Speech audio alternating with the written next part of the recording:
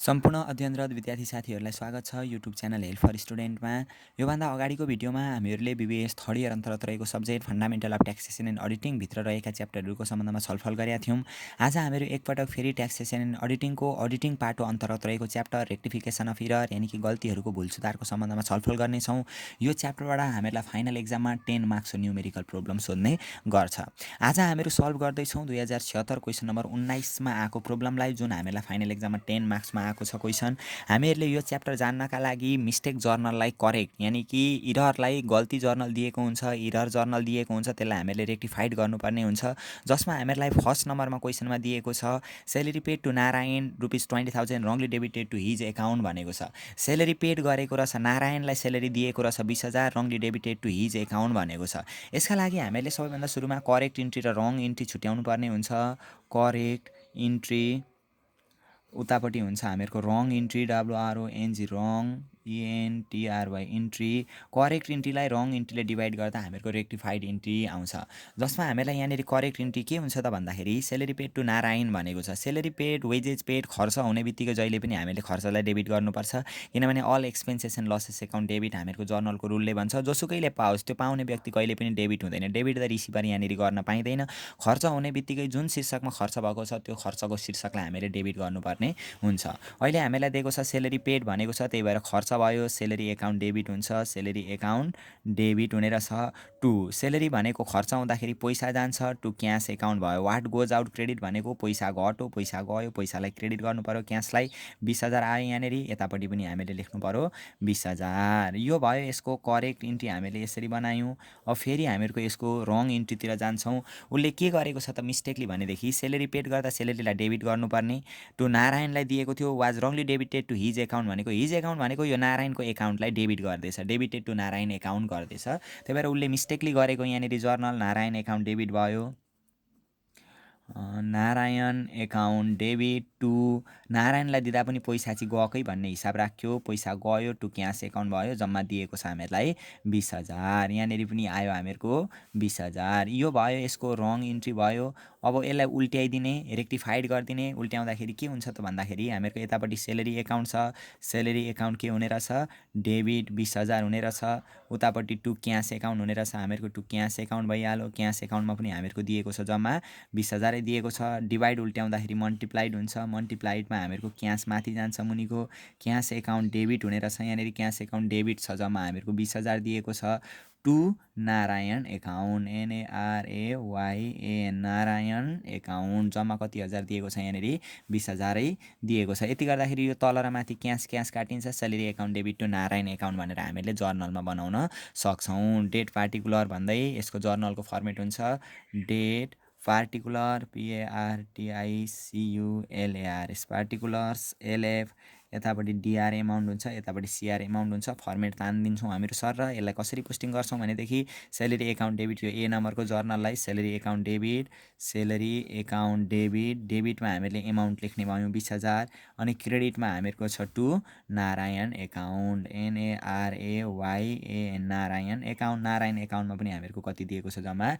20,000। हामीहरू यसरी गर्न सक्छौँ। र यसको सबैभन्दा इम्पोर्टेन्ट पार्ट हो भनेको इम्प्याक्ट इन प्रोफिटेबिलिटी लेख्ने हो। इम्प्याक्ट इन प्रोफिटेबिलिटी लेख्दाखेरि हामीले impact in profitability, PROFI profitability, impact in profitability लेख्दाखेरि हामीहरू के लेख्छौँ भन्दाखेरि यतापट्टिको सबैभन्दा सुरुमा हेर्ने सजिलो छ यो तरिका। सुरुमा हेर्ने यो करेक्ट इन्ट्रीलाई हेर्ने, यतापट्टिको उसले हिसाब राखेको हुँदैन।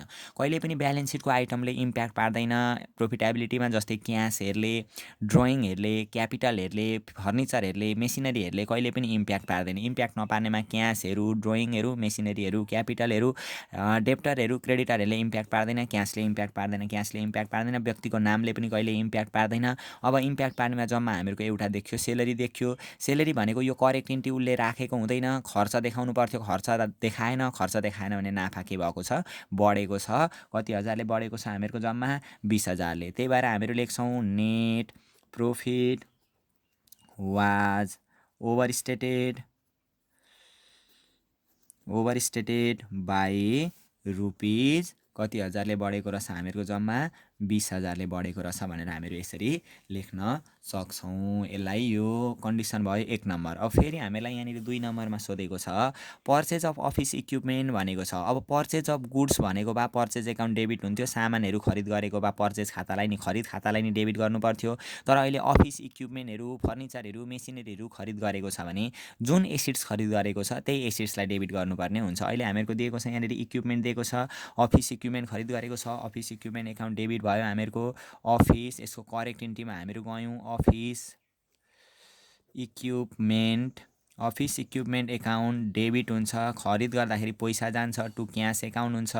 क्यास एकाउन्टको क्यास एकाउन्ट हामीहरू लेख्न सकिहाल्यौँ। हामीलाई दिएको छ जम्मा एमाउन्ट 50,000 दिएको छ, 50,000। यहाँ पनि 50,000 लेख्छौँ हामीहरू, यहाँ पनि 50,000 लेख्छौँ।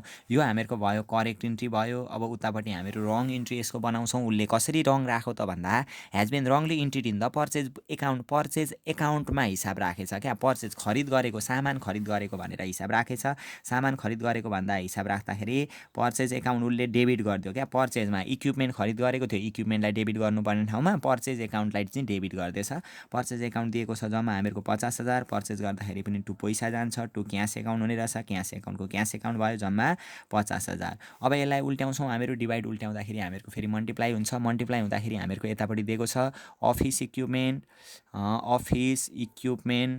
इक्विपमेन्ट एकाउन्ट डेबिट छ। यतापट्टि हामीहरूको जम्मा दिएको छ 50,000 दिएको छ, टु क्यास एकाउन्ट दिएको छ। क्यास एकाउन्ट पनि हामीहरू लेख्न सकिहाल्छौँ। क्यास एकाउन्ट जम्मा दिएको छ 50,000, डिभाइड उल्ट्याउँदा मल्टिप्लाई हुन्छ। क्यास माथि जान्छ, माथि आयो क्यास एकाउन्ट डेबिट भइहाल्यो। क्यास एकाउन्ट डेबिटको क्यास एकाउन्ट डेबिट 50,000, तलतिर आयो क्रेडिटमा टु पर्चेज एकाउन्ट भनेर हामीहरू लेख्न सक्यौँ। पर्चेज एकाउन्टमा पनि कति आयो हामीहरूको 50,000 आयो। अब काटिने छ भने यहाँनिर काट्दै जाउँ। जस्तै यो क्यास यतापट्टि डेबिट र क्रेडिटमा इक्वेल एमाउन्ट छ भने काटिदिने। अब हामीहरूको ओरिजिनल जर्नल बनाउँदाखेरि जर्नलको कोलम हामीहरू यसरी नै बनाउँछौँ, डेट पार्टिकुलर भन्दै कोलम तान्छौँ।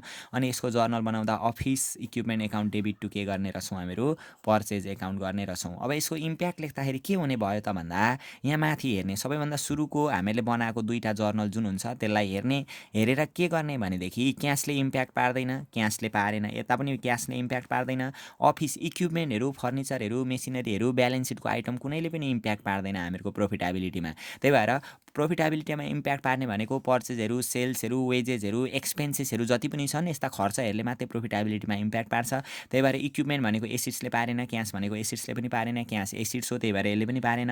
अब एउटाले पारो, पर्चेज भनेको त खर्च हो, खर्चले त इम्प्याक्ट पार्छ। त्यही भएर यो रङली उसले खर्च देखायो, खर्च देखाउँदाखेरि त नाफा के भएको छ, घटेको छ। त्यही भएर इम्प्याक्ट इन प्रोफिटेबिलिटीमा हामीहरू लेख्छौँ इम्प्याक्ट इन प्रोफिटेबिलिटीमा हामीहरू के लेख्ने भयौँ, net profit under by rupees कति हजारले, 50,000ले चाहिँ हामीहरूको नेट प्रॉफिट के भएको छ, अन्डर स्टेटेड भएको छ, घटेको छ। किन घटेछ त, खर्च देखायो नि त। यतापट्टिको त उसले इन्ट्री राखेको पनि हुँदैन। अफिस इक्विपमेन्टहरूले क्यासले त इम्प्याक्ट पारेन। मिस्टेकली उसले पर्चेज भनेको खर्च देखायो भने हामीहरूको प्रॉफिट के भएको छ, नाफा घटेको छ भनेर हामीहरू यसरी रिजन दिन सक्छौँ। अब अर्को छ हामीहरूको यहाँनिर 3 नम्बरमा sales book was overcast by rupees 30,000 भनेको छ। सेल्स बुक ओभरकास्ट भनेको बढेको छ अरे। सेल्स भनेको अब हामीले एउटा कुरा बुझ्नु पर्यो, सेल्स भनेको जहिले पनि कुन साइडमा हुन्छ, क्रेडिट साइडमा हुन्छ नि त। क्रेडिट साइडमा हुन्छ सेल्स भनेर, क्रेडिट साइडमा हुन्छ। क्रेडिट साइडमा चाहिँ ओभर भयो अरे। ओभर भएको छ जम्मा कति हजार, 30,000। यसरी sales book overcast, purchase book overcast, purchase return overcast, sales return overcast हो। यस्तो एउटै मात्रै एकाउन्टको कुरा गरौँ भने यो वान साइडेड इरर हुन्छ। वान साइडेड इररमा हामीले यस्तो माथिको जस्तो जर्नल बनाउनु पर्दैन, डाइरेक्ट हामीले लेख्न पाउँछौँ। जस्तै सेल्स चाहिँ ओभरकास्ट भएको छ, कति हजारले ओभरकास्ट भएको छ, 30,000ले ओभरकास्ट भनेको बढी देखिएको छ नि त। सेल्स बढी छ, सेल्स हुने भनेको त क्रेडिटतिर हो, क्रेडिटमै मिस्टेकली बढी छ नि त। ओभर छ भने यसलाई मिलाउनका लागि कता सार्नु पर्यो, डेबिट साइडमा सार्नु पर्यो। त्यही भएर हामीहरू लेख्छौँ debited, DEBITD, debited sales account by rupees कति हजारले डेबिटेड गरिदिन्छौँ, यसको 30,000ले डेबिटेड गरिदिन्छौँ। यति लेख्ने बित्तिकै हामीहरूको वान साइडेड इररमा यो रेक्टिफाइड भइहाल्छ। अब यसको इम्प्याक्ट के पर्यो त भन्दाखेरि जर्नल बनाइराख्नु यसको परेन। इम्प्याक्ट इन प्रोफिटेबिलिटी इम्प्याक्ट कसरी पर्यो त भन्दा सेल्स ओभर भयो नि त। सेल्स भनेको आम्दानी ओभर भयो, आम्दानी बढ्यो भने नाफा पनि के भयो बढ्यो। त्यही भएर इम्प्याक्ट इन प्रोफिटेबिलिटीमा नेट प्रफिट ओभर एसटिएटिडी स्टेटेड बाई रुपिज कति हजारले बढो 30,000ले होइन त। आम्दानी 30,000ले बढी लेखो नि त। सेल्स त ओभरकास्ट भनेको छ नि त, ओभर स्टेटेड भनेको छ, ओभरकास्ट भनेको छ। जम्मा सेल्स भनेको बेच्नु, आम्दानी हुनु चाहिँ 30,000ले, आम्दानी चाहिँ बढी भयो भने नाफा पनि कतिले बढी हुन्छ 30,000ले बढी हुन्छ भनेर हामीहरू यसरी इम्प्याक्ट पनि यसको दिन सक्छौँ। अब 3 नम्बरदेखि हामीहरू 4 नम्बरमा जाउँ। के भनेको छ भने सेल्स अफ इन्भेस्टमेन्ट बेचो अरे 15,000मा। इन्भेस्टमेन्ट भनेको लगानी बेचो अरे नि त। इन्भेस्टमेन्ट भनेको त एसिड सो बेच्दाखेरि त पैसा आउँछ नि त। What comes in debit cash account त हामीहरूको डेबिट भइहाल्यो। कति हजार आएको छ त हामीहरूको सेल्स अफ इन्भेस्टमेन्ट गर्दाखेरि 15,000 आएको छ। त्यही भएर क्यास एकाउन्ट डेबिट लेख्यौँ हामीहरू 15,000। To what goes out credit, हामीहरूको इन्भेस्टमेन्ट त घट्यो नि त। त्यही भएर टु इन्भेस्टमेन्ट एकाउन्ट हुने रहेछ। इन्भेस्टमेन्ट एकाउन्ट पनि कति हजार हुने रहेछ 15,000। यसको करेक्ट यस्तो हुन्थ्यो क्या, जस्तै sales of investment, sales of machinery, sales of furniture, sales of इक्विपमेन्टहरू भनौँ भने हामीले यसरी गर्नुपर्ने हुन्छ। जस्तै बेच्दाखेरि त पैसा आउँछ, क्यास एकाउन्ट डेबिट। क्यासमा बेचेको छ भने क्यास त आउँछ, क्यास एकाउन्ट डेबिट हुन्छ। जुन एसिड्स हामीले बेचेको छ त्यो त हामीहरूबाट बाहिरिन्छ। वाट गोज आउट त क्रेडिट हो नि त। जे बाहिरियो त्यो हामीले यतापट्टि क्रेडिट साइडमा लेख्नुपर्ने हुन्छ। यस्तो हुन्थ्यो यसको ओरिजिनल जर्नल। तर उसले के गर्यो त भन्दा credited to sales account, sales एकाउन्टलाई क्रेडिट गर्यो क्या। सामान बेचेको भन्ने हिसाब राखेछ। सेल्स एकाउन्टलाई क्रेडिट गर्दा पनि बेचेको भन्ने हिसाब राख्दा पनि क्यास त आयो, क्यास एकाउन्ट त डेबिटै भन्ने राखो उसले। 15,000 आइहाल्यो।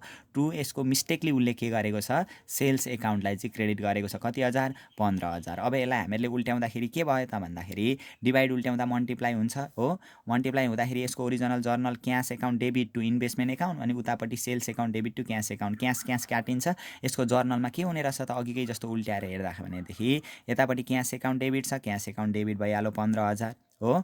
अब फेरि यसलाई गरिदिइहालौँ। टु इन्भेस्टमेन्ट एकाउन्ट छ, इन्भेस्टमेन्ट एकाउन्ट पनि भइहाल्यो टु इन्भेस्टमेन्ट एकाउन्ट। यतापट्टिको जस्ताको तस्तै हुन्छ, कन्सटेन्ट रूपमा बस्छ टु इन्भेस्टमेन्ट एकाउन्ट। डिभाइड उल्ट्याउँदा मल्टिप्लाई हुन्छ। सेल्स माथि जान्छ, उल्टिँदाखेरि सेल्स एकाउन्ट कतापट्टि गयो, डेबिटतिर गयो। कति हजार जान्छ 15,000 जान्छ। टु के हुने रहेछ, क्यास एकाउन्ट हुने रहेछ, क्यास एकाउन्ट। अब यहाँनिर हामीहरूको के काटिन्छ त, एमाउन्ट इक्वल भयो, क्यास र क्यास काट्यो भरे हामीहरूको journal sales account debit to के हुने रहेछ, इन्भेस्टमेन्ट एकाउन्ट भनेर हामीहरू लेख्न सक्छौँ। अब यसको इम्प्याक्ट चाहिँ के पर्यो त प्रोफिटेबिलिटीमा भनेदेखि यहाँ माथि हेर्ने, सुरुको जर्नलमा हेर्ने, जस्तै क्यासले ब्याङ्क ब्यालेन्सले कहिले पनि इम्प्याक्ट पार्दैन, क्यासले इम्प्याक्ट पार्दैन। इन्भेस्टमेन्ट भनेको पनि एसिड्स हो, एसिड्सले कहिले पनि इम्प्याक्ट पार्दैन, किनभने ब्यालेन्स सिटको आइटमले कहिले पनि इम्प्याक्ट पार्दैन प्रोफिटेबिलिटीमा। यतापट्टि पनि क्यासले पनि इम्प्याक्ट पारेन। अब मिस्टेकली के लेख्यो त उसले, आम्दानी देखायो, बेचेको देखायो, बेच्दाखेरि त पैसा आउँछ, पैसा आयो भने नेट प्रफिट पनि ओभर स्टेट हुने रहेछ होइन त। मिस्टेकली सेल्स एकाउन्टमा हिसाब राखेको छ नि त। सामान बेचो भन्ने हिसाब राखो, आम्दानी भयो भन्ने हिसाब राखो। आम्दानी भयो भनेदेखि नाफा पनि कतिले बढ्यो 15,000ले बढ्यो। इम्प्याक्ट इन प्रोफिटेबिलिटीमा, इम्प्याक्ट इन प्रोफिटेबिलिटीमा के भएछ त हामीहरूको नेट प्रफिट ओभर स्टेटेड, ओभिआर ओभर एसटिएटिडी स्टेटेड बाई रुपिज 15,000 हामीहरू यसरी गर्न सक्छौँ। त्यसभन्दा पछाडि हामीहरूको अर्को दिएको छ, यसैमा क्वेसन दिएको छ 4 देखि 5 नम्बरको। यसको जर्नल बनाइदिने सर। र अब यसमा के भनेको छ भने गुड्स पर्चेज फ्रम राजेश भनेको छ होइन। Amounting 25,000 has been wrongly entered in the sales book. Goods purchase, सामान पर्चेज गरो नि त। Machinery purchase, equipment purchase, vehicle purchase गरेको भए जे पर्चेज गरेको छ त्यही हुन्थ्यो, मेसिनरी एकाउन्ट डेबिट हुन्थ्यो। तर पर्चेज, गुड्स पर्चेज गऱ्यो भने पर्चेज एकाउन्ट के हुन्छ, डेबिट हुन्छ। सामान पर्चेज गर्दाखेरि खरिद खाता डेबिट हुन्छ, पर्चेज एकाउन्ट डेबिट हो। टु कोबाट पर्चेज गऱ्यो त अहिले हामीहरूको राजेशबाट पर्चेज गऱ्यो नि त, राजेश एकाउन्ट हुन्छ, RAJESS राजेश एकाउन्ट भइहाल्यो। जोबाट पर्चेज गरेको छ त्यो व्यक्ति क्रेडिट हुन्छ। कति हजारमा पर्चेज गरेको छ त भनेदेखि जम्मा 25,000मा गरेको रहेछ, 25,000 यहाँनिर आइहाल्यो। यहाँनिर पनि हामीले लेख्ने भयौँ 25,000 होइन त। All expenses and losses account debit. Purchase भनेको एक्सपेन्सेस हो, खर्च हो नि त। पर्चेज गर्दा पैसा जान्छ, खर्च डेबिट भयो। अनि क्रेडिट द गिभर, राजेशले दियो नि त हामीलाई, दिने मान्छे त क्रेडिट हुन्छ नि त। त्यही भएर राजेश एकाउन्ट के भयो, क्रेडिट। त्यो लामो जर्नलको रुल नबुझेर पर्चेज जहिले पनि डेबिट साइडमा हुन्छ, पर्चेज एकाउन्ट डेबिट भयो। जोबाट पर्चेज गरियो त्यो व्यक्ति क्रेडिट हुन्छ। यो भयो यसको ओरिजिनल जर्नल। अब यसले केमा हिसाब राखो त उतापट्टि भनेदेखि इन्ट्रिड इन्टु सेल्स बुक, बेचेको भन्ने हिसाब राखो अरे। बेचो भन्ने हिसाब राख्दा त सेल्स त क्रेडिटमा हुन्छ नि त। सेल्स एकाउन्ट हामीहरूको क्रेडिटमा रहेछ, 25,000 बेचेको भन्ने हिसाब राखो भने सेल्स क्रेडिटमा हुन्छ। कसलाई बेचो भन्ने हिसाब राखो त, राजेशबाट किनेको थियो उसैलाई बेचो भन्ने हिसाब राखेछ, मिस्टेकली गल्ती हो नि त, गल्ती गरेको। त्यही भएर हामीले सच्याइदिनु पर्यो। राजेश एकाउन्टलाई चाहिँ के गरेछ, डेबिट गरेछ। हो यसरी हामीले गर्नुपर्ने हुन्छ है। ह्याज बिन Rangli इन्टेड in the sales book भनेको सेल्स बुकमा हिसाब राख्यो भने बेच्यो भने त सेल्स त जहिले क्रेडिटमा हुन्छ, क्रेडिटतिर गयो। कसलाई बेच्यो भन्ने हिसाब राखेछ त त्यही राजेशलाई बेच्यो भन्ने हिसाब राखेछ। अब यसलाई उल्टाइदिने अनि जर्नल बनाइदिने, काट्यो भने काटेर लेख्ने, काटिएन भने टोटल एमाउन्ट जोडेर लेख्ने। अब यसको इम्प्याक्टतिर म गएँ, जर्नल बनाउन सकिहाल्छु। यति भएपछि purchase account debit to Rajesh account हुन्छ into sales account to Rajesh हुन्छ।